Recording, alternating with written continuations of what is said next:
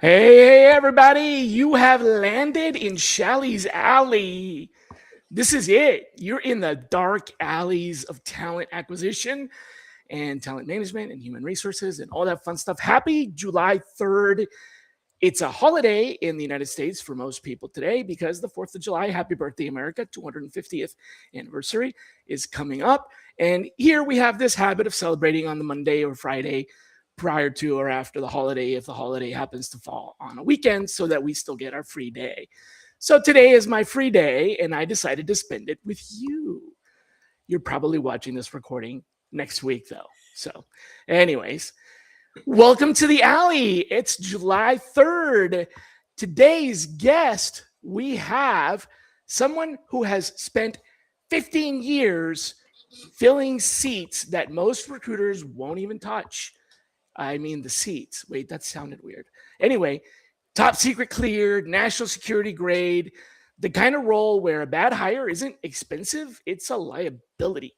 He's built one of the top recruiting podcasts in the game, nearly 500,000 downloads. And he just told me something like 18,000 downloads this month. So that's a lot. I don't think I've ever downloaded anything 18,000 times. And I don't think anybody's ever downloaded anything of mine more than 18,000 times. So in 1 month, he's got me beat. And he's been very public about AI, specifically what AI tools actually work versus the hot pile of garbage that vendors pitch at every freaking conference. I'm talking about Benjamin Mena, managing partner at Select Source Solutions. That's a triple S if you're watching, and host of the Elite Recruiter Podcast. That's eliterecruiterpodcast.com. Very aptly named. Benjamin, welcome to the Alley. I am so excited to be here. The number one sourcing room in all of, I don't want to say America, but globally, right? Probably, yeah. Yep, I'll take that. Because there's like 5 sourcers, so it's easy to do. Yeah. But I just want to say, if you are actually watching this live, you are absolutely committed because in reality, as he said, today is a holiday. I'm not working today. This is the only thing I'm doing that's in the office. Oh man, I got meetings today. I completely forgot about it. I canceled them all. I had them on my calendar and I was like, hey, yo, it's freaking 4th of July. Like, give me a break. So I had some meetings with clients and all of a sudden, like a Tuesday, Wednesday, they're like, hey, I need to reschedule for next week. I need to reschedule for next week. Yeah. I was like, what the hell's going on? You know, when you have your own business, like you just book the holiday, and you don't, but you just keep moving. Yep. That's what happened with me. I had them booked and then I was like, well, I'm so sorry, but I'm not going to be around. I'll stay in the office if you want, if it's really important. But most people were like, oh, no, it's fine. Because they probably forgot to. Totally. Oh, man. It happens every holiday. But so if you're watching the replay. Yeah, go ahead. Excited that you're going to say. Sorry. Go ahead. Before we jump in, you're running a full desk in GovCon, government contracting. Yep. And you're pumping out a podcast that's got 500,000 downloads. 60 seconds. How the hell did you get there and still do both? Well, I guess the question is, why are you still doing both? Okay, hey, Shally, I'm sure you understand that podcasting doesn't fully pay the bills. What? Dude, I make $1 million a year on this. No, I don't. Well, teach me your ways. No, teach me your ways. Completely. I am a young Padawan. This is so Jedi free. Master. This costs me money, bro. I spend money. It's like a $5,000 a year expense to do the podcast, but I just write it down, you know, in my taxes as like marketing expense because I mean, I make no money. So, but I mean, it's a busy life. So how did you end up with, you know, full desk? I've been there. I know what that means. I know the 80-hour work week of a full desk and then the podcast, like what, balance that out for me. So I'll just say this. Sometimes behind the scenes, it feels like I do nothing that great or nothing well because I do so much spinning. Right. Yeah, because I'm doing so many things. So, but yeah, like we have some amazing clients that we absolutely love that have been key to our business. So let me set that frame there.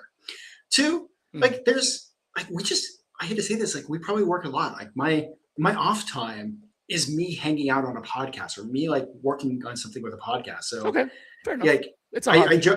I joked around with Scott Love before I left. I was like, hey, I realized in the past few years of living in Richmond, I think I've only been out for drinks like 5 times, and 3 of those have been with you.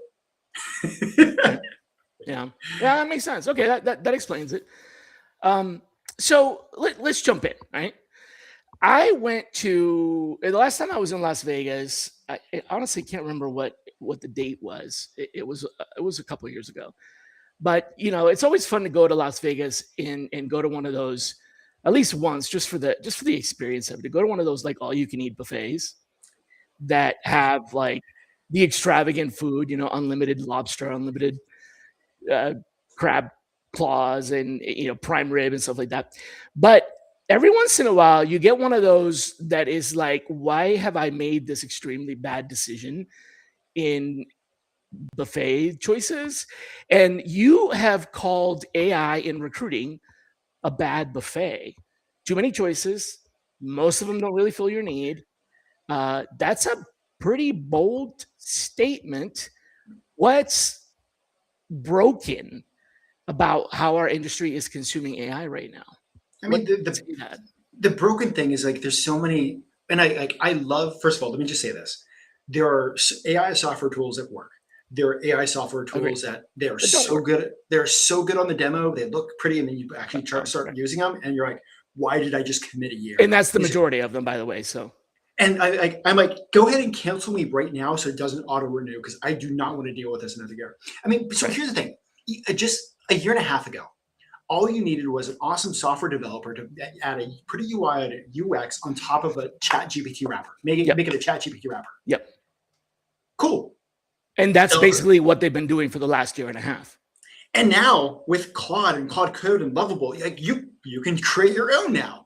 Like you can really just can sell it. Doesn't mean it works.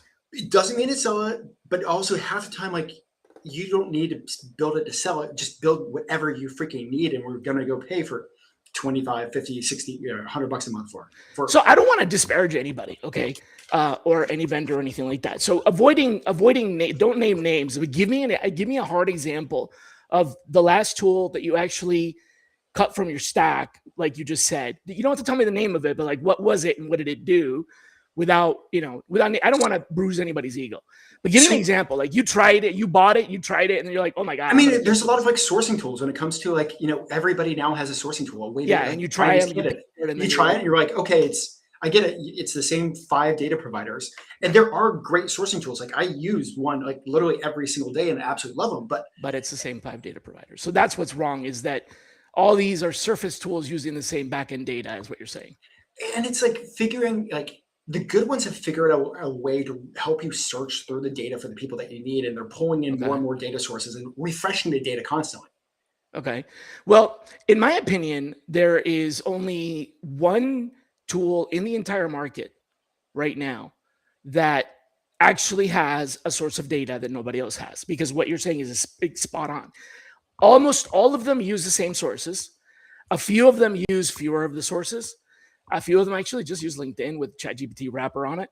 And there's some that are trying to do a little bit more than that, but there's only one out there that I continue to back, and actually has deep web search capabilities, the same as a sourcer would normally do. It is doing the search for you real time, doing the deep web search for you. It's not a database. Right? Which one is it? Oh, yeah. I wasn't going to name it. Provenbase.com. Okay. That's the one. Yeah. But so what I'm saying is that has a unique set of data because it doesn't have a unique set of data, right? It scrapes other stuff like they all do. So it has the same 5 sources, but on top of that, it also enriches it with like other companies used to back in the day. It is actually enriching it with their own. And they recently launched, for example, this deep search for contact information. So when you find a contact, let's say you found them on the regular data set of LinkedIn, and you click on the find emails, which they buy them, by the way. They go out and they pay $1, $2 for that. So it's legit, purchased, but it comes back blank because it didn't find it. There's a second step, which is deep web search, and it'll go out and do the same thing I do manually, which takes me 15, 20 minutes, and it'll do that for you and bring it back. So that's the only one that's out there that does that. Everybody else uses the same data. So aside from sourcing, what categories actually deliver to you and your clients real ROI? Is it scoring? Is it screening? Is it voice agent? Like, what is the category that just established isn't sourcing because it's really hit or miss? I mean, for me, it's really one of the this is going to sound so basic, but it's the interview note taker behind the scenes. The interview what for? The interview note taker behind the scenes. The note taker. So when I'm having like transcriber. The transcriber, when I'm having like a high level conversation, and like my handwriting is just absolutely crappy. Like this is a Post-it note. Like this is my handwriting. Oh, you used to be a doctor. Pretty much. I did the wrong field. So like I get done with some of these like you know, gonna be later on this afternoon. I actually have a call with a COO in the GovCon space. So he's looking for a new position, wants to work with me on the search. I get to have the time, effort, and energy focused directly on him instead of sitting there taking notes. Right. Yep. So it's like the one-on-one conversation. And but right doesn't just like, I mean, Drag and Dictate used to do that before AI. So what is it that's really the special sauce of it? What makes one note taker the bomb versus another one? I don't see a difference in the note takers. Okay. So you're just saying AI note taker is the killer app, not a specific one. Okay. What about any of the other ones? Are there any of the other ones like really delivering value for you? Any of the, like, I don't know, streaming, interviewing, social media agents, video generator, any of those? Not really. Not really. Like they're fun to play with. Like, I mean, but the ROI is just not quite there. I mean, like there is ROI for the content and being omnipresent on LinkedIn. There is like, but I can't sit there and really like give you a number for that. But that has constantly brought in business for us. But when it comes down to like, you know, there's just so many tools out there, and you can you could literally go broke. I'm seeing actually a lot of recruiters losing their momentum, making less money because they're constantly trying every single new tool. It's addictive. Yeah. And like I'm hosting an AI recruiting summit in 2 weeks, all focused on AI tech. And at the end of the day, like I'm happy with Claude. I'm happy with my interview note taker that's attached to my ATS. So like all the data is like easily pulled and like figured in there. That makes sense. You know, I'm happy with, you know, my sourcing tool pin, and then some outbound stuff. Like even though I'm talking about all this stuff and showcasing all these companies, at the end of the day, like, you know, maybe something that I might add on there is some of the AI MPC tools. You could drop a resume in there. It'll go figure out the MPCs. That's where it's at for me, because I'm definitely using Claude as my orchestrator. It's kind of like my chief of staff when I'm online. It's not the one that I use for offline. For offline, I use Victor because it does all the things Claude can't do while I'm offline. And I got tired of trying to run dispatch through Claude. And I also have a lot of reservations about anything that runs offline, unsupervised on a machine, like the people that are doing open. So you're talking about MCPs. I'm talking about MPCs. MCPs. So am I less Dixic?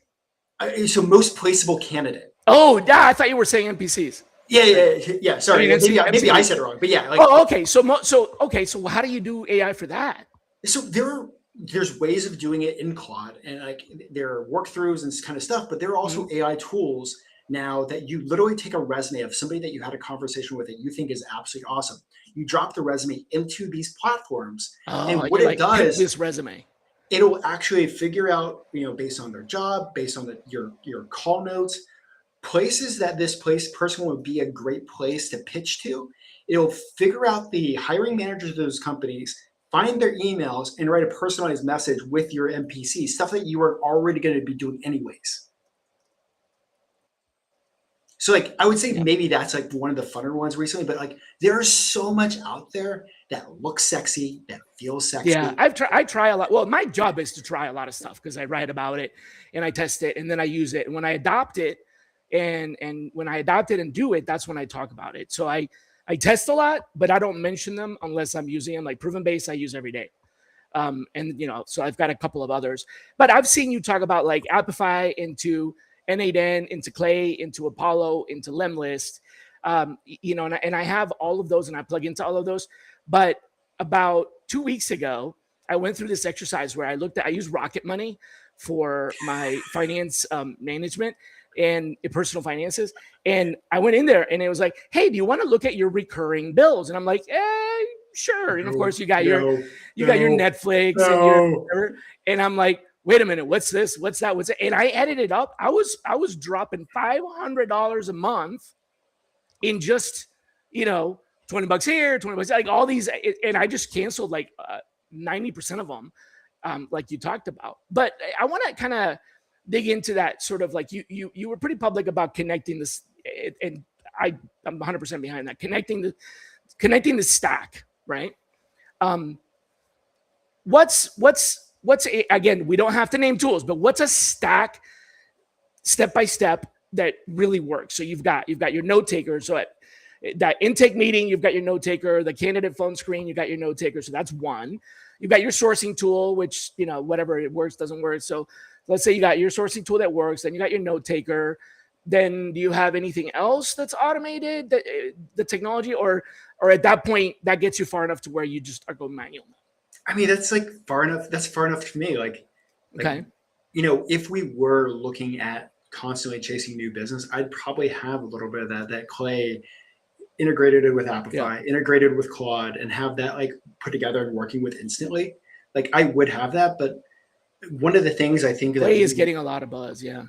I mean, but also like Clay's now also, it's like trying to figure out what's new, because also Clay's like kind of like not as cool anymore, even though it still is cool. They all try to they start somewhere, they get good at that, and then they try to grow. Have you seen, let me ask you this, have you seen, somebody just posted this, have you seen Super Carl? No. Oh man, supercarl.ai, supercarl.ai. You got to try this. So this has been, it blew me away. And let me tell you what I do with it that is so incredible. This is like, do you remember back in the day when LinkedIn was really truly a valuable tool, and it helped you connect with people, like a friend of a friend, second degree, third degree, right? And remember like the Lion days? Yeah, exactly. LinkedIn Lions. I have 500 connections. Really? I've got 60,000. But there was value in, I used to get people saying, hey, Shally, Benjamin, can you do it? Can you introduce me? Stuff like that. That's gone. It's completely gone. Well, Shally, who's Benjamin? Exactly. Super Carl has not only brought that back, but what they did is, first of all, they have all original data through partnerships. It's not a scrape. It's non-scrape data. Supercarl.ai. I'm going to put that in here. But the important part is it's the sinew that connects the human aspect of it. So it's about finding the warm path introduction, and it's about signal detection. So I use it on Claude to constantly scan every week and hunt for signals of people that are writing opinionated posts about our industry that I can invite to Shally's Alley. It is how I find my guests, basically. So it gives me the signal, and then it helps me with the introduction. If it's someone I already know, it'll automatically send them a message through LinkedIn or email. And if it's someone I don't know, it'll find the warm path intro. So what I really love about it is it's not just a replacement for LinkedIn data-wise, but it's the connectivity. It's the signal intelligence that we've been completely missing. You know how don't you get that feeling that we've just been missing that? Oh my! If you like, I mean, it's one of those things. Like, I love LinkedIn so much, but hopping on there, if I see somebody's post or see something, like, oh wait, I need to see something, and then it refreshes, and I'm like, oh crap! It was Michael F. Michael. Yeah, was like and then, 17 Michael F's I'm connected with, and I'm like, and then it's gone forever. I love how they have the free plan, the $8 a month plan. It's free. Yeah, Super Carl is free. $99 a month. Yeah, you can start for free, but then if you start using it, then yeah, you definitely are going to see where the value is, and it either works for you or it doesn't. But you want to try it. I do most of it through MCP. I've experimented with all the things that are internal, but yesterday they launched a new thing that I haven't tried yet, which is a quick search or quick find, I think they call it. But anyways, so my point is, it's a tool like that is really different, and it's really game changer. So Proven Base has the deep search discovery that's really special and unique. And then Super Carl helps you do things like you can do reference checking of candidates. A couple of days ago, I said, build me an org chart. Do you remember org charts? Right? Yeah. I'm like, build me an org chart of this lost department. art. Yeah, and it built me an org chart. Now it's in text because it was like head, subhead, dash, dash, director, dash, dash, like that. But once I had that, I fed that into ChatGPT and said, put this into a PowerPoint, and boom. Anyway, so Dear AI tool, make this look pretty for me. That is, it's what you said? I said, dear AI tool, make this look pretty for me. Yeah, right, yeah. So I got a little bit distracted because I got excited about SuperCloud. The whole point of that was, what was the other part of the stack? And so that's kind of where your ROI ends right now. So you got your note taker, your sourcing, your note taker, and your MCP. I will say MPC, most placeable candidate, right? And then something like SuperCard. I use AI a lot for content. Tasks. Not tasks, content.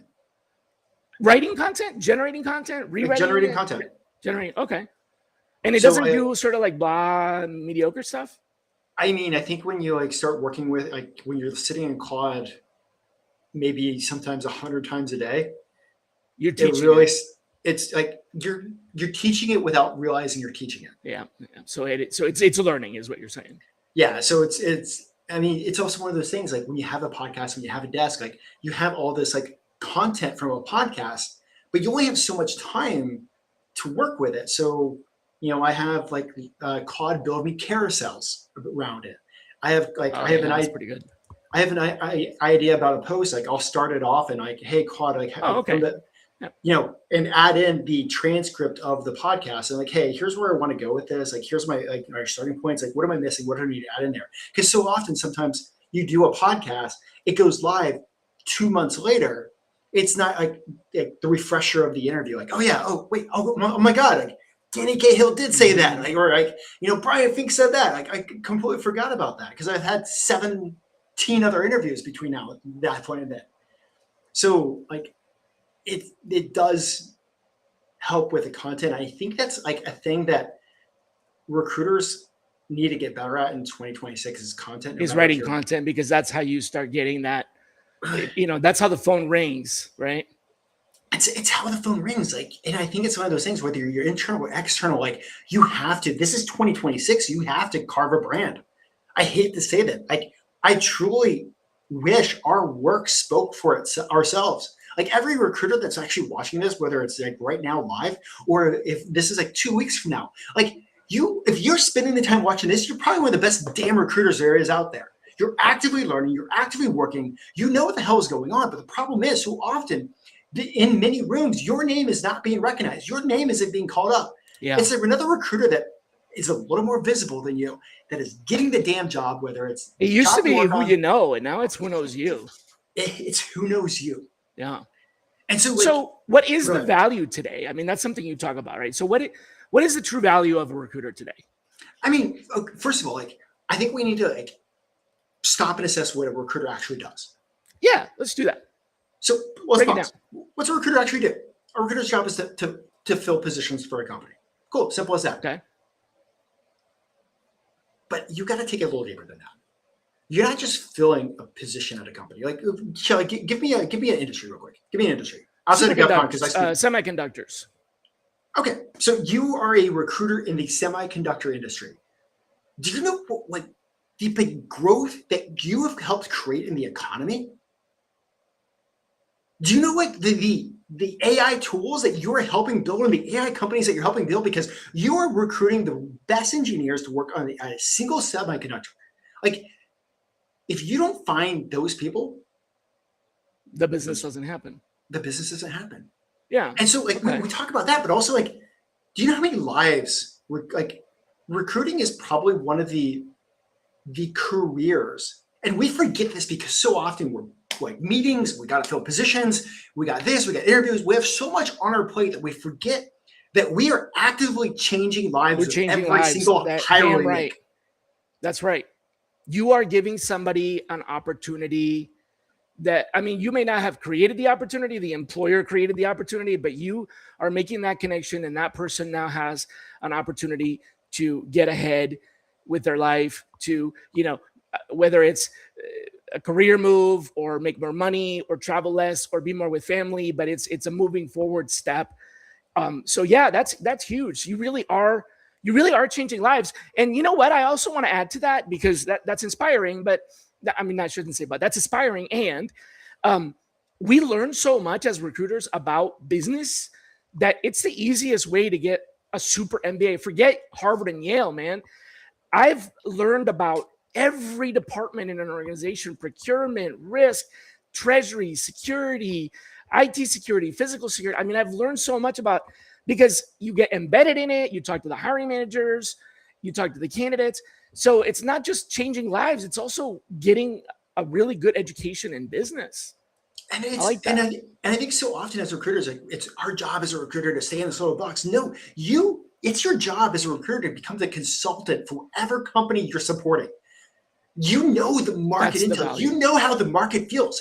Like, you're the one sitting there so often telling a director exactly like who to hire, how to hire, but at the same time, like, tell them not to hire. Like, okay, why do you have this position? Like, okay, you feel like you need it, but have you, like, I know your team so well. Have you looked at this person over here? Because I hired them 4 months ago. Right. Oh, this is funny. Valuetainment. I love that. Valuetainment. The shark. Oh my God. Have you had the shark on? He's the best. I'm gonna steal that valuetainment. Valuetainment. I've never heard that before. That's awesome. But it's so often like, and I think it's like, it really is like, we have this energy and we have this like passion and everything in the first few years. And then so often, so many of us just lose it. And you have to sit down and figure it out again. And if you don't figure it out, the world is going to beat the shit out of you. So you have to like reabsorb, reassess, and realize the impact that you make. How many lives, like, if you're listening to this, how many positions have you filled in the last year? 5? Put it in the chat. 25? 100? So if you work in healthcare nursing, probably 300, 400. And here's another. If you're doing CEO searches, maybe 10. But here's another angle to think about. Okay, so you've made 25 hires, or 25 lives changed. 25 lives changed. But what is the salary for all those people combined for the year? It's in the millions. So like thinking like you like literally, here's something that you could talk about. Economic value, yeah. I like the economic value, and I would, for economic value, I would do 2x the salary. So if you helped $5 million in salaries this year, you have literally an economic impact of $10 million. You little Mr. Recruiter, or Mrs. Recruiter, or Miss Recruiter, you have this year, with all the hiring that you've done and all the lives you changed, an economic value of about $5 to $10 million. Wow. Okay. Yeah. I'm inspired. That's awesome. I'm going to start adding that up right now.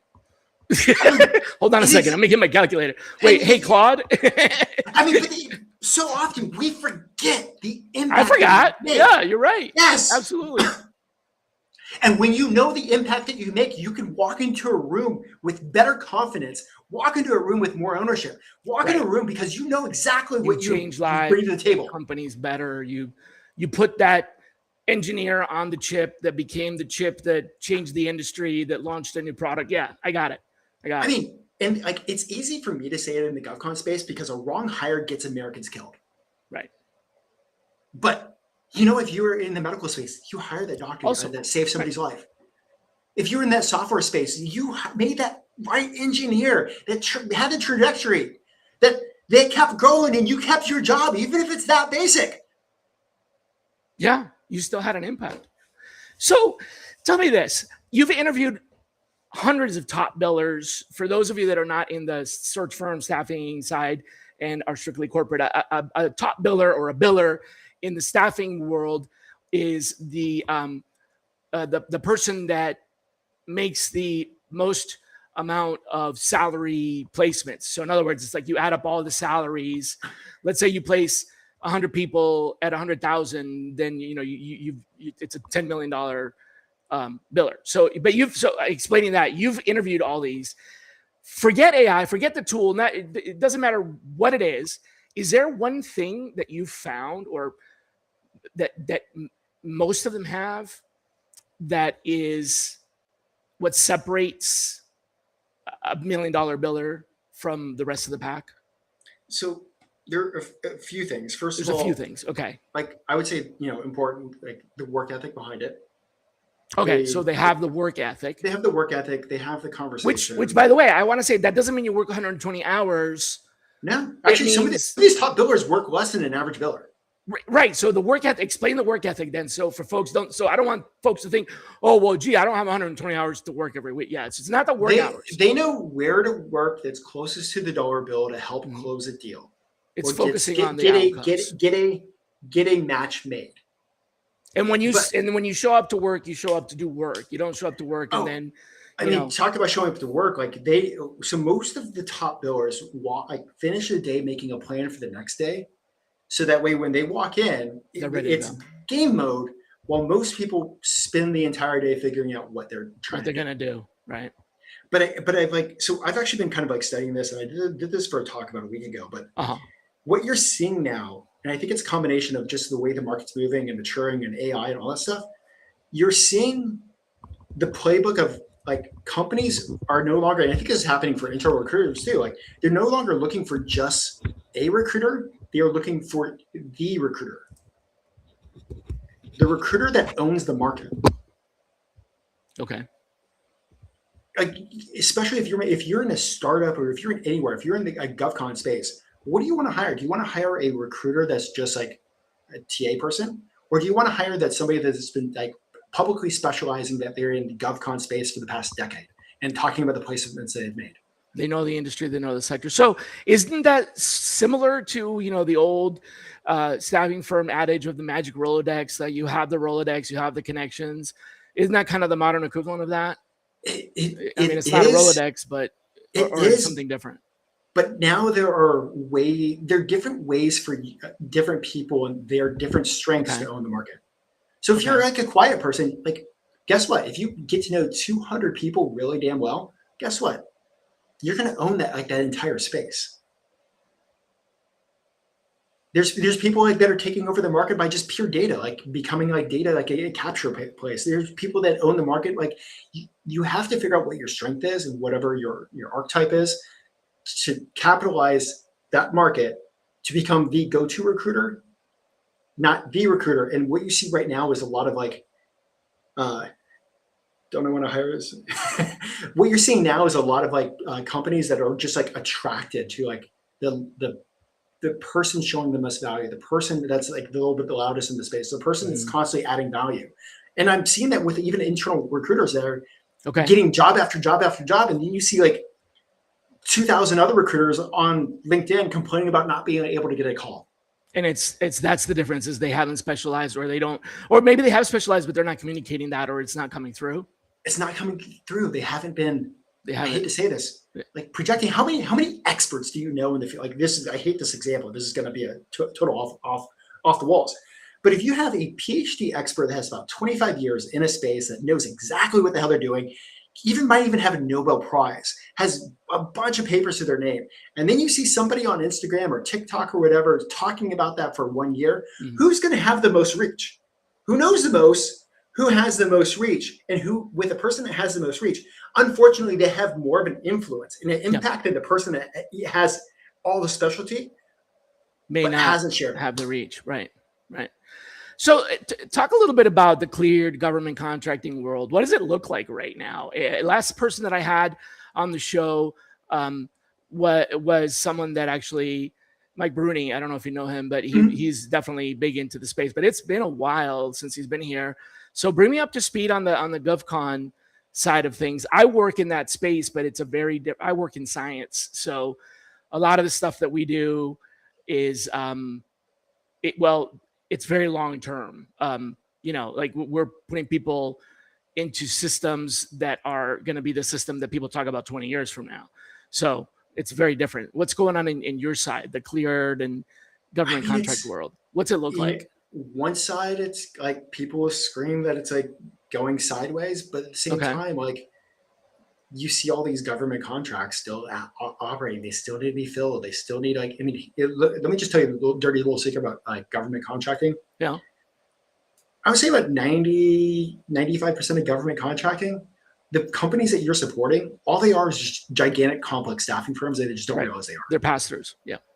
So the call the prime contractors, your big government contractors, they're basically putting people into projects that are they're staffing.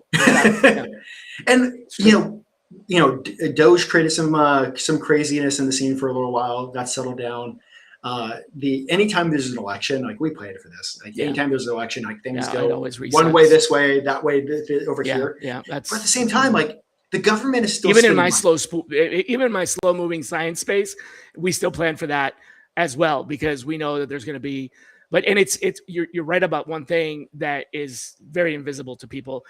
A lot of times they literally just rename a project because it's still the same thing. It just called, it used to be green energy was cool, and then they killed green energy, and now green energy is not cool, but sustainable energy is.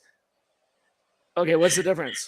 They exited climate and green energy. It's not clean. It's just sustainable. Oh, okay, all right. The same people doing the work. It's approved. There we go. Here's another 5 years. Sustainable. This is that. Yeah, the clean energy that doesn't exist.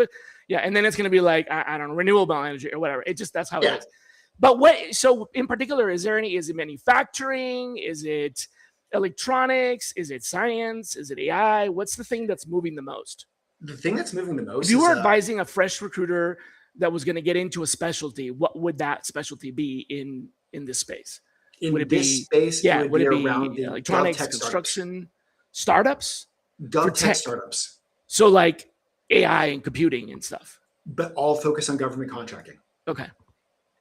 Because right now, those are the places that have the absolute fastest growth. Okay. Like those are the ones making like some of the legacy integrators, the big dogs, like look like ancient, which they are. So the gov tech space is moving so fast. Right now, the current administration is like investing dollars in that. Also sometimes see where somebody's connected because that has an impact on our growth, but that's a whole other thing. That's how the industry moves even before the current administration. But for a brand new recruiter, I would advise them to go defense tech or gov tech, or in the startup space. They're just actively chasing those government contracts. Okay, that's good advice. All right, cool. Here's the thing: think about this: like a startup in Silicon Valley. How many of them are fighting for $1 million? I mean, if there's 20 fighting for $1 million, 19 of them will get $500,000. 8 of them will get nothing and go out of business, and 1 of them will get $1 million. But how many of those are there? I have no idea. The thing in the GovCon startup world, they're all getting $1 million. The checks that these are getting are 25 to 50 million. Okay. All right. To go build something else. Sold, man.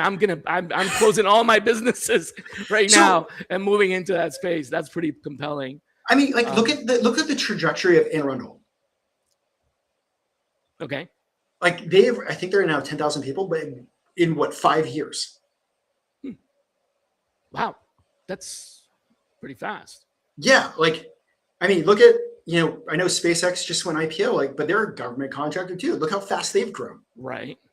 I mean, and there's so many different AI focus and AI tools working in the government sector, and the government is willing to spend money. Okay. So the government is willing to spend money. You sit at the intersection of AI, active recruiting, agency, community building. You have a conference coming up in AI. What's the single most important thing that a recruiter needs to do right now to stay relevant in the next 12 months that most of them aren't doing? So what's the single most important thing that most aren't doing? This is going to sound bad, but nothing to do with AI. That's fine. Yeah. I mean, you're in the intersection of all of this. So what is it? They need to start publicly talking about what they're doing and their wins at minimum 3 times a week. So you're not saying go brag about, oh, I'm the best, but you're saying legitimate content that adds value and having conversations publicly and openly about what you do and how you do it and what you know and what you learn. So it's almost like they call it, what's that word in startups? It's like the open founder, whatever. Like they're founders that almost blog daily about their trials and tribulations. What's that called? I forgot the name of it. It's like building in public. I know what you're talking about. Building in public. So you're saying as a recruiter, recruit in public, obviously with privacy of the candidates you're working with. But you're saying like that's the thing. And here's the thing, like you don't even have to create the content. All you have to do is capture what the hell you're doing. Curate it, right? I talked about that for a long time before. Create versus curate. Content creation and content curation are side by side. If you can continuously create content, you've got something, but it's really hard to do, especially continuously and consistently. So in between the continuously creating, the way to fill the mortar that fills the gap and holds your brick wall together to stand up your infrastructure is curating. So you can have one good piece every so often that's yours, and the rest of it is your opinion on somebody else's piece. And what people are listening to is they value your take on it. So I call it I think this comes from improv, the yes and or the yes but. So you see an article out there that you like, that hits you in your industry, you go, this is a great article. Let me tell you what I think. I think I agree with this article and I have something else to add, or I agree with this article, but here's one thing I don't agree with. And it's not confrontational, it's just additive. See, if you do that, that's still your content, but you didn't have to come up with all the work of researching. These posts are pretty intense. And here's the thing, go ahead. Like, I'm not talking about doing something crazy. Even if you get like 1 or 2 comments per or 1 or 2 likes. But here's the thing, if you show up every single day, your network starts to recognize who you are. Like the beautiful thing in the GovCon space, I don't talk about government contracting enough. I'll be honest about that. I need to a lot more. But if you are in my network and you are in the GovCon space, the second you log on to LinkedIn, I am on LinkedIn so much creating content, it is 100% guarantee that you see my face. So every single time that you log on to LinkedIn, year after year after year, you know exactly who I am. And that creates inbound. I mean, let me take a step this way. I'm not a very good. I suck at bragging. I suck at self-promotion. But Shally, how did you hear about me? Yeah, we knew each other, didn't we? Like way back when. We have way back when. We've known about each other for a while, but like in reality, like I'm probably here today because of a podcast, right? That I have. Actually, you were recommended. So I asked my guests, I used to ask during the podcast, but lately I've been saving the room for the podcast to do like other things. So after the podcast, I'll message people, be like, here's the episode. And I'd love it if you introduce me to somebody that, you would recommend. And so, and somebody recommended you, and I'm like, oh yeah, I know him. So it was like, we already knew each other, but they recommended you. So that bubbled you back up. So it's very possible that they recommended you because they saw your podcast. I'm going to agree with you on that. I mean, here's the thing about a podcast. Like I spend my entire time, like actually promoting somebody else. I'm highlighting somebody else's story. Yeah. But the thing is, like, I do it so often and I touch so many different networks because of every single person I share.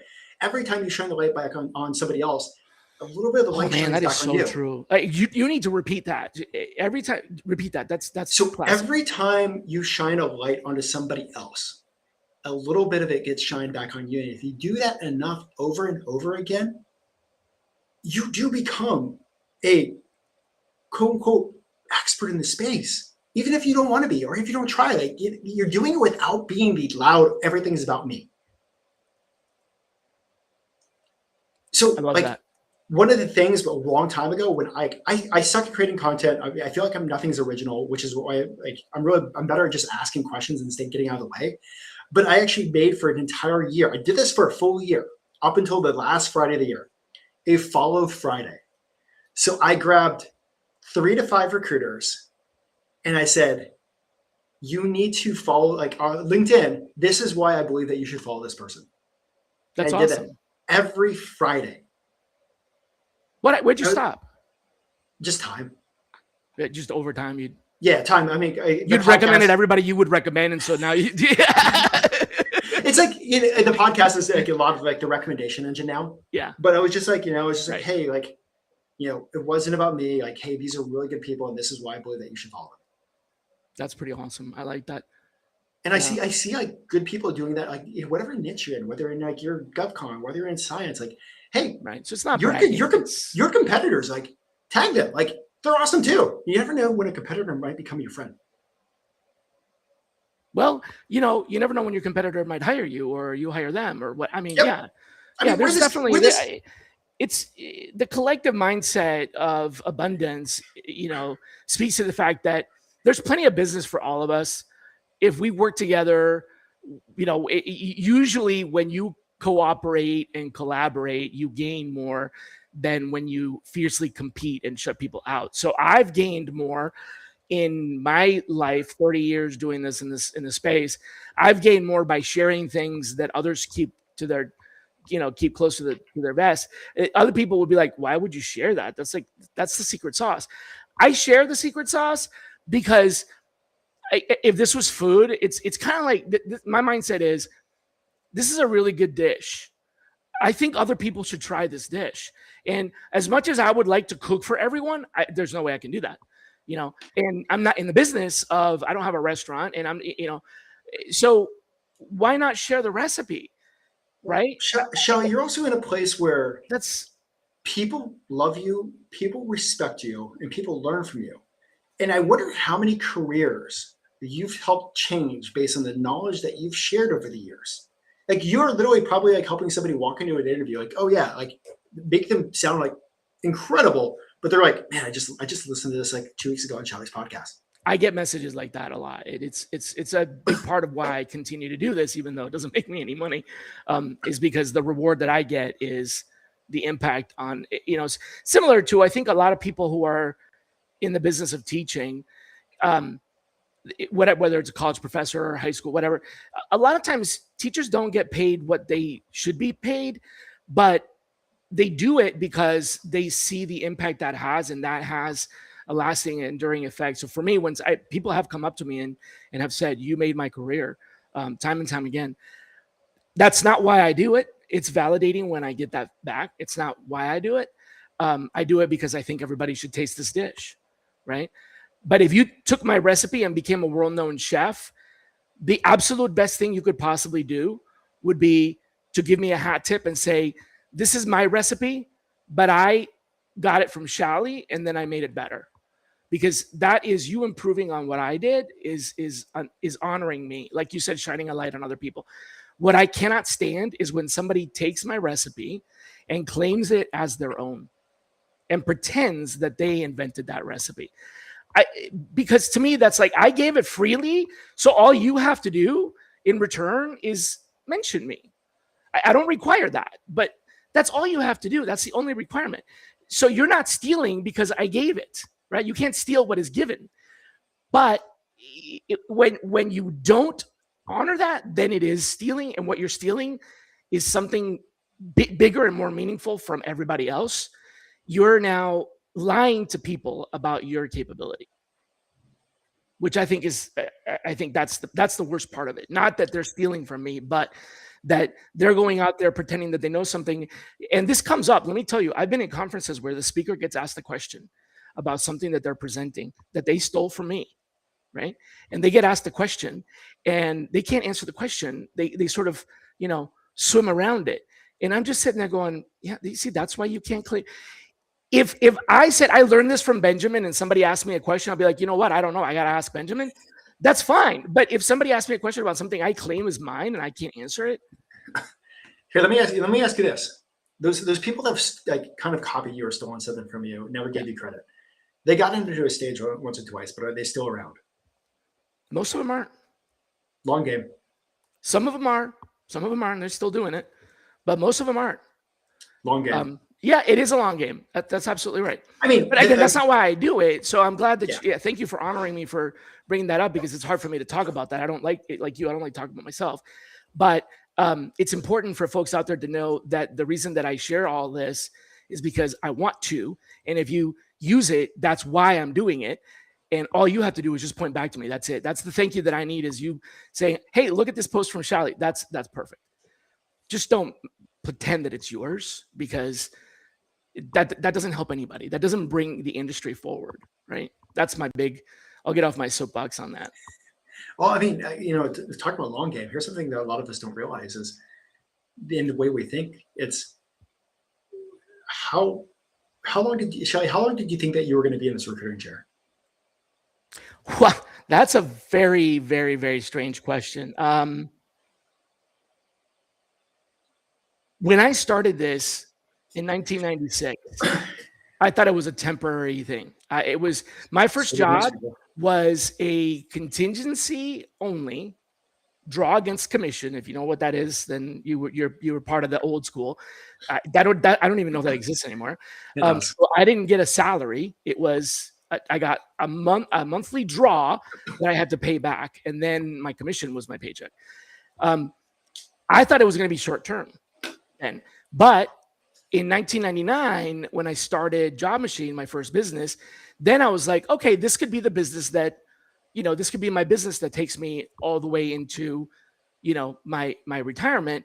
But that was a different business. That wasn't recruiting. That was the training and the coaching and this other stuff. So I always thought, even still today, that someday I'll stop recruiting. I haven't stopped recruiting.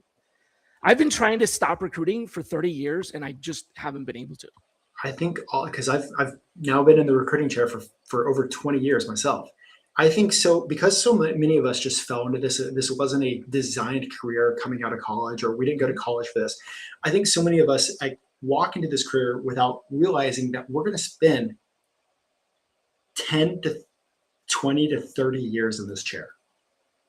Yeah, well, some of us are.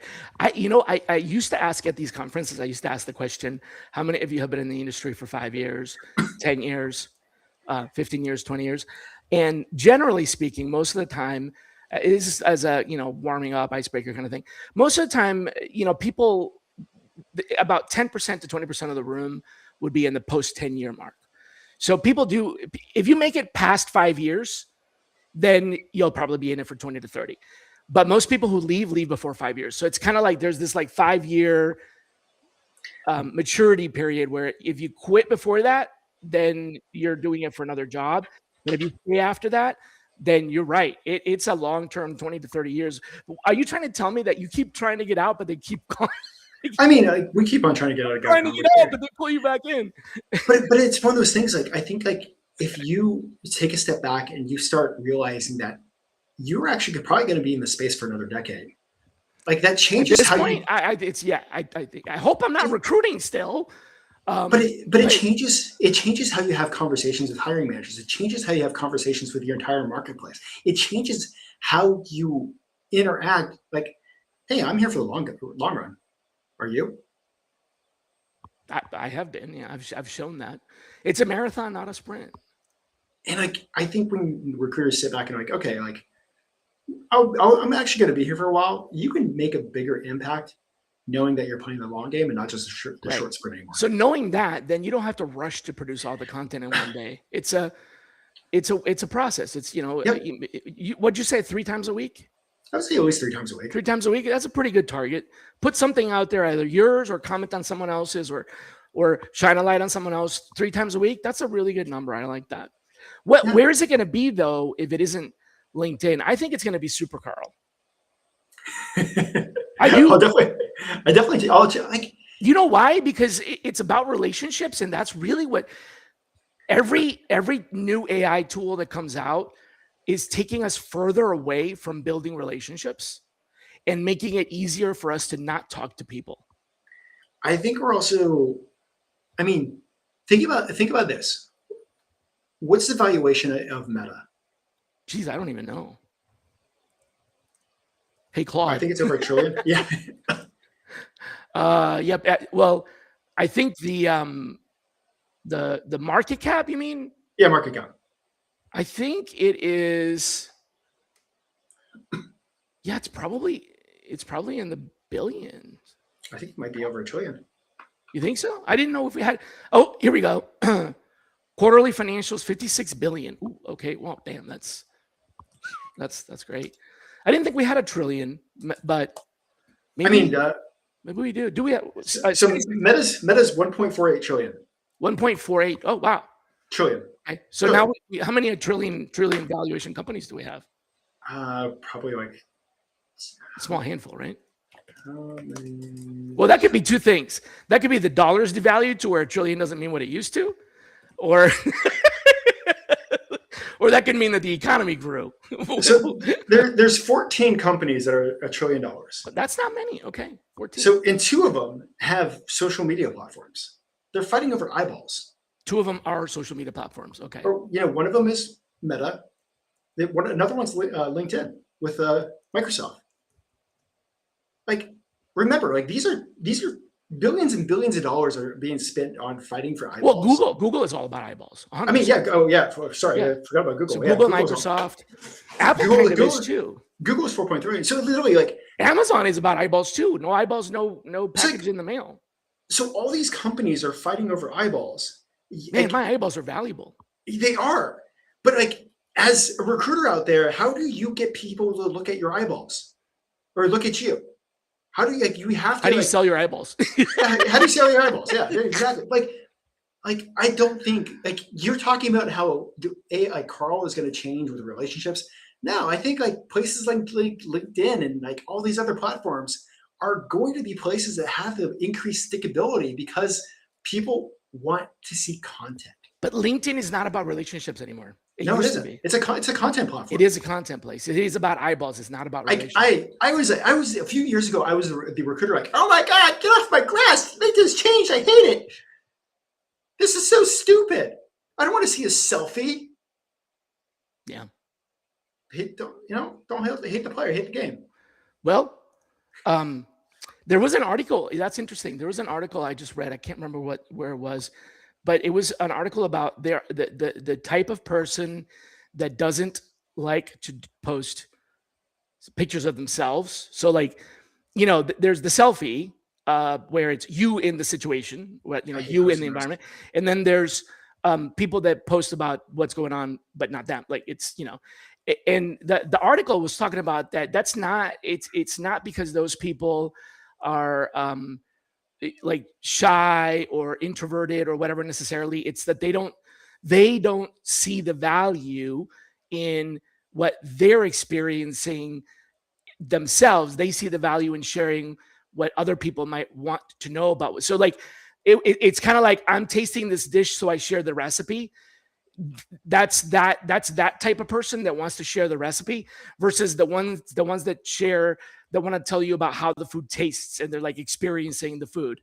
So they're talking about the food that they're eating versus saying, hey, you should make this dish. That's kind of the two. It's I don't know if I'm explaining it right, but the article did a really good job of explaining it's 2 different types of social sharing. One is you're sharing with others to go and try that experience, and the other is you're describing the experience that you are having.